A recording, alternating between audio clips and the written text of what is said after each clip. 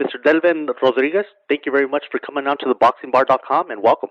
Thank you so much for having me. Giving me the opportunity, the time to, I guess, let the fans know what's going on, and that we're ready for June 2nd. And thank you. And let's go ahead and get to know you a little bit for the fans here. Let's go ahead and start with question number one, day one. Where were you born and raised? I was born in the island of the Dominican Republic. What was it like being raised there in the DR? I was there till I was 9 and a half. It was a different world, to be honest with you, a whole different, way different than, American, of course. I come from a very, I gotta say, poor family. We didn't have all the, privilege that you have here in America, but we did have farms and everything that we ate, we grew. We had, you can name every kind of vegetable, everything. We grew everything, rice, beans, chicken, everything that we ate pretty much, was grown by all my uncles, and even myself as a young child had to go to the field and help out.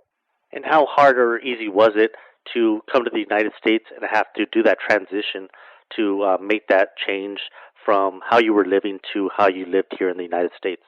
Well, to be honest with you, as a kid, I think it was the hardest part of my life when I was a kid. The hardest thing to do was doing that, making that transition, like you said, and to be able to adapt to a whole different world when you come here, not knowing the language, not knowing the culture, not knowing where to go, who to it was a whole different world. So it was very tough, especially as a kid when you go to school and you don't speak the language. Kids sometimes can be very brutal. When they see you as a different person, I gotta say, because coming from another country, uh, you even act different, you even dress different. So everything was a whole different world, and it's very tough to be able to adapt to everything here in America. And that's very true. And a lot of kids that come from another country have to adapt, like you said, and become tough just living here and having to cope with all those troubles and that transition. Actually, I was talking to a past fighter from Mexico. His name is Gabriel Relas, and he pretty much had to do the same thing, and that's how he became tough. That's how he became a fighter. Is that how you grew up to be, and is that why you became a fighter yourself? I wouldn't say that's the reason why I became a fighter. I believe I became a fighter and trying to find a way how to communicate with different kids, trying to meet friends and stuff like that. I believe that's the reason. I was the beginning why I became a fighter. The reason I felt like I became a fighter was because of the competition. Once I went and I stepped into the gym, I used to love the competition. I love. To me, it was like a playground. It was like taking a kid to a playground for the first time. And that also helped out because like I said, I didn't know anybody. I didn't know anybody that spoke the language at the time. Back in those days, there wasn't all those programs that we have nowadays where you could just. They have a lot of Spanish program, and there's a lot of Spanish kids. I would say 40 or I would say 20 or 30% of the school has is Spanish kids. Right now where we live at right now. But back in those days, we didn't have all those kind of programs where you go and you have a Spanish teacher trying to teach you how to speak English. Before it was just, you have to learn how to speak English the hard way, which was very tough because you sit in class and most of the time you have no idea what was the topic of the class or anything like that. So, going to the gym was a way for me to meet different kids and even learn the language. I mean, it helped out a lot in a lot of different ways. And when you first started going to the gym, was it easy for you to become a fighter? Were you good at it? Did it come natural to you? Or was it something that you had to work at really hard to become good at? Yeah, I believe that. I believe that's the reason why I became good because I've always been the type of person, even as a kid, where I used to love challenges. And when I first went there, the kid that brought me, a friend of mine that I met at school, who brought me to the gym, he has been going to the gym for a while now, so he knew how to box a little bit. And when I stepped into the ring with him, and he was just pretty much playing with me, I said, "This is impossible. This cannot be happening to me. How is this that my friend that's skinnier than me, smaller than me, is beating me up? There's no way." I mean, for me, that was impossible. I said, "No, it's just something is wrong here." So that's how I started practicing. I challenged myself, and I was in the gym every day after that, every day, every day, every day. Until finally, I was the one on top in the whole gym. I was the one chasing the other kids out of the gym because I got so good. So, like I said, I believe it was the competition and the challenge that really kept me interested in the sport. So in your heart, it was always you were always a competitive type of person, and that's how you've been since day one. That is correct. And what was it like the first time you stepped into a ring? Let's say in your amateur career, what was it like for you? Was it hard, or was it something that pretty much came, by nature? I think it came by nature. I think I was very athletic even as a child. I used to play baseball. I used to play other sports. So I think it was when you step into the ring, you either a fighter or you're not. And some of the bodies doesn't have those movements. Those movements are very hard for you to do. But to me, I believe it came much easier because I just got really into it right away. After you were done with your amateur career, what was your record like? I had 65, I believe 65 and about six losses. So I had a pretty good amateur career. So you're about to become a pro, and you go into your pro debut. What was it like in the dressing room? What was it like right before you walked out through the door that first time to go to the ring for your first fight? I'm not gonna lie, man. It was a little, I was nervous, scared. No, I wouldn't say scared because I was never scared to step into the ring.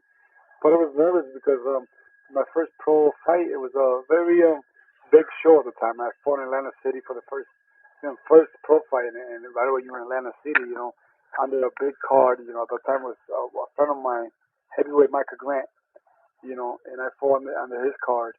So it was very nerve wracking because such an important fight. I mean, starting an important card like that, and being viewed by so many people. I'm like, wow, this is a whole different ball game. From amateur to pros, it's so different. And you were pretty much a staple in ESPN fights. That's where I remember watching you for the first time on those Friday night fights. How do you remember the first time you fought on a national card like that here in the United States on an ESPN card? Was that very hard for you, knowing that the whole world was watching pretty much? That was definitely exciting, a very exciting night for myself. First time I fought in ESPN, I wasn't even supposed to be in ESPN. It was a swing bout, but I got in, and I remember right now I fought a very tall Cuban a fighter, and I was so excited. I was so very excited because I was going to be watched by so many people. All my fans and all my people back home they were going to watch me. So I was so excited. I said, you know what?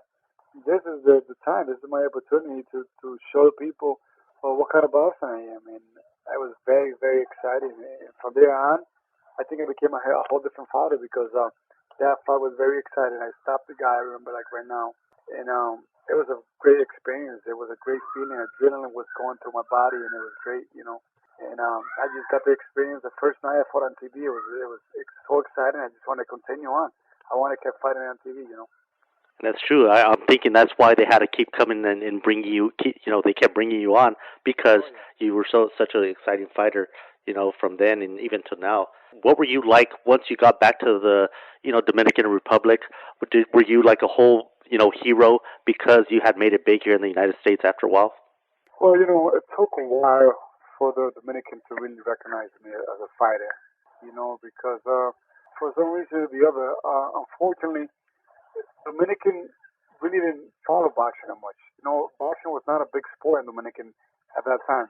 Now is when Dominican there's a lot of fighters and they really follow boxing. They know my name. All the boxing fans and a lot of people know my name because of boxing over there at this time. But back in those days, Dominican was definitely not big on boxing. I went there a couple of times and there wasn't even any gyms over there that you could really see or even train. But now it's getting big. Now is have a lot of calls, a lot of newspaper, TV gave me calls, and they know my name. They know boxing. They follow boxing much more than before. And you've had a lot of tough fights, like Jesse Feliciano, Oscar Diaz, guys like that. And of course your fights with Paul Wallach. What type of experience or how much experience have you got fighting with competition like that on a national broadcasted fight like an ESPN Friday Night Fights? Oh, I think that's everything, man. I mean, for a fighter to be able to grow and to get yourself in the circles of the good and the best, you have to go through those experiences. Some fighters they keep them protected. They fight. Fighters that are really not no competition. And they think that they're gonna make it by that way. Yeah, they get the ratings and stuff like that. But once they face somebody that's a really good fighter, somebody that's gonna give them competition, that's it. They fold. They can't handle the pressure. And I believe to become one of the best, you got to fight the best. You got to fight the good fighters out there to get the experience. Like I said, you cannot make experience. You gotta go through it. You got to go through it. You got to have the time. You got to put your work and all that. That's where the experience comes. And at the end of the day, nothing can be. You can always use your experience against everything. So I believe it helped me out a lot. Yes, I went through some bad moment. I got to say that really downs in my career. Because of manager, promotion, and stuff like that. But in a lot of teamwork and stuff like that. It takes a lot to get. A lot of things have to come together for a fighter to be able to make it because you first of all you got to have the right people behind you. You got to have the right management. You got to have the right promotion. You got to have the right team, right trainer. So there's so many things that have to click. So many things that have to come to a circle and come together for you to succeed in this career. So now I am very satisfied because I have a great team. I got a great manager. I got AJ Galante. I got a great trainer, Fanatic Police. My strength commissioner, Matt Patron, and everything has come to that point where everything's clicking. I'm in the right weight class now. I feel stronger than ever. So we're ready to go. We're ready to face the best. We're ready to get right into the circle of the best, and that's what we're trying to do. On June 2nd, it's another opportunity for me to show the world and show the boxing fan that what I'm saying, I'm not saying it just to say it. I deserve to be in that circle of the best. And you being from another, country or from being an island like the Dominican Republic, does that make it hard for you, or do you think a lot of people take advantage of somebody being from another country, like promoters or managers? Because I know I hear a lot about that from people from like let's say Mexico or from Central America. Was it pretty hard to, or did you face a lot of that? Well, you know what? I don't even think about stuff like that. I thank God that He gave me the opportunity to come to this country. I believe I am who I am now today because of this country. This country has made me the person that I am. It has given me the opportunity to do what I'm doing now. And this is my number one job, and I always thank this country because of that. I feel that I'm also very grateful that I went to school. So it's not something that it's not like I'm just gonna let people take advantage of me because I went to school. Maybe I don't speak the language perfectly like I would love to, but I have knowledge and I know the business already. I've been like I said, I've been through my ups and downs. So I don't feel that anybody can. I feel that nobody can take advantage of me anymore. I feel that if I let anybody take advantage, it's only because I want. It's not because I don't have the knowledge or that somebody's gonna be or it's gonna outsmart me. You know what I mean? So that maybe I went through that at the beginning of my career. I'm not gonna say yes, but I'm not because where I'm from. It's because when you go into the sport, the sport is great. The sport is beautiful, but the business is nasty. The business of the sport it's really nasty. It's really hard. It's really hard to find anybody in the business that you can really trust. So you learn you learn the hard way in the business. So you got to go through all this stuff. You got to go through all the bad experience to be able to learn the business and finally put your foot down and say, you know what, this is what I want. This is what I'm looking for. And you know what? That's a perfect mentality because there's a lot of people that do see like boxing is against them. They turn around and they go home and start crying. And sometimes they even stop their career there, and they stop their hopes and dreams from coming true because of that. So that's a perfect mentality there, amigo. Um, Oh damn, man! Listen, let me tell you something. I'm not gonna lie to you. There was many times when I said, you know what? If this is the, this if this is the way it is right now, I mean, this is gonna be this.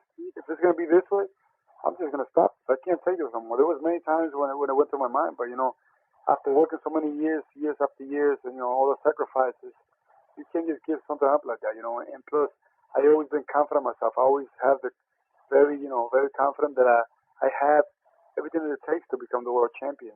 and yes, you do. And you've come on and beat guys like Mike Arnaudis and Powell Wallach. Fought him twice, drew the first time, won the last time. Now you're going to step up and fight a guy like Austin Trout with the perfect record of 24-0. And this fight is pretty much going to show the world that there's this guy, an exciting fighter like you, against this guy that's undefeated like him. That this is what fights are made out of, and this will bring attention to the sport. How are you getting ready for a fight like this?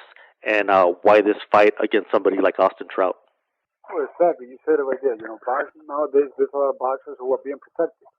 You know, and like I said, you to fight the best, to be the best, you gotta fight the best. If you want to become the world champion, you gotta fight a champion. This is what I've been working for all my life. I've never been protected by anybody. I fought everybody they put in front of me.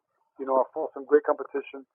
And how else are you gonna make it? I mean, you gotta go forward, right? And that's the way I'm looking for. I fought Paul Wallach. They really thought they were gonna just blow it right through me. I showed them all otherwise, you know. Um, and now this guy's thinking the same way. This guy is undefeated. The guy is very confident. He's over there talking on Twitter, talking on Facebook, talking about like, you know, like he's just gonna step right over me. And I like that. I like when they think that because once they start getting hit the first, second round, they'll be surprised and all that ego goes down the drain, you know. So this, like I say, the reason I'm taking this fight is because I'm stepping up. I'm trying to go forward. I don't want to go backward. I don't want to go sideways. I want to go forward. You know, I already beat the guy, one of the tougher guys that thought that was going to beat me. Now it's time to go for the championship. You know, while you were saying all that, and while I was saying what I was saying right before I asked that question, you come to think the biggest fight that could be made, you know, money wise, is Manny Pacquiao and Mayweather. Pacquiao, when he beat his first big fight against Marco Antonio Barrera, he had about 4 or 5 losses on his record. It didn't matter. Look where Pacquiao's at now. I think he's the best pound for pound fighter in the world. Then we get the other side, the undefeated fighter, Mayweather. So you got that action fighter Pacquiao, and you got the undefeated guy Mayweather, and look where it's at. It's the fight to watch, and that's pretty much what is going on in this particular predicament with you and Trout. Exactly. So it's like I say, I'm trying to go forward. I'm trying to fight the best. To get in that circle of the best, like I told you before, you got to fight the best. You know, now this guy's undefeated. He has the title, and that's what I've been working for my life, to get the title, and that's what we're working for right now. And coming June 2nd, we are very confident that we're gonna do everything it takes to get that title. The craziest coincidence in the world. I don't know how it happened. Yesterday, of all people, I interviewed a fighter by the name of or a past fighter from the '80s by the name of Louis Burke. Of all people, it so happens that he trains Austin Trout. I didn't even know that. I didn't even ask about Austin until the very end of our conversation with him. I was doing my notes on you right before I started talking to you. I find out you're going to fight him. That's the craziest coincidence in the world. But, now that this fight's going to happen, I wasn't going to go to this particular fight. It's in L.A. here in, not too far from me. Now I have to go watch you against Austin. What do you say to all the fans that are going to be there on that particular night watching you in Austin? How do you think you're going to steal the show on this particular night? Oh, it's going to be a night. It's going to be a great card. There's 4 championship fights. Two championship fight, and there's a great card. And this is going to be a great fight between me and Trout, because, like I said, he's an undefeated guy. He doesn't want to give that undefeated record. If he wants to keep that crown, I know, and I'm hungry to get that crown. So it's definitely going to be, a very exciting fight. I'm going to give it all I have, because this is what I've been dreaming for. This is what I've been, working so hard for all my life. So I got to tell the fans to expect a great fight, a great night of boxing. And good luck to you very much, amigo Delvin Rodriguez. Thank you again for coming here onto theboxingbar.com. Good luck to you on that particular night, and I hope to be there live to get to watch both of you guys get it on. All right, man. Thank you so much. Definitely try to be there, because, like I said, it's going to be an exciting night of boxing, man. Thank you so much for having me in your show. And thank you, and I hope you can come on maybe after the fight and let us know what your thoughts are on that. All right, definitely. I would definitely say yes about that. Thank you very much, Delvin, and good luck to you, my man. All right, thank you, man.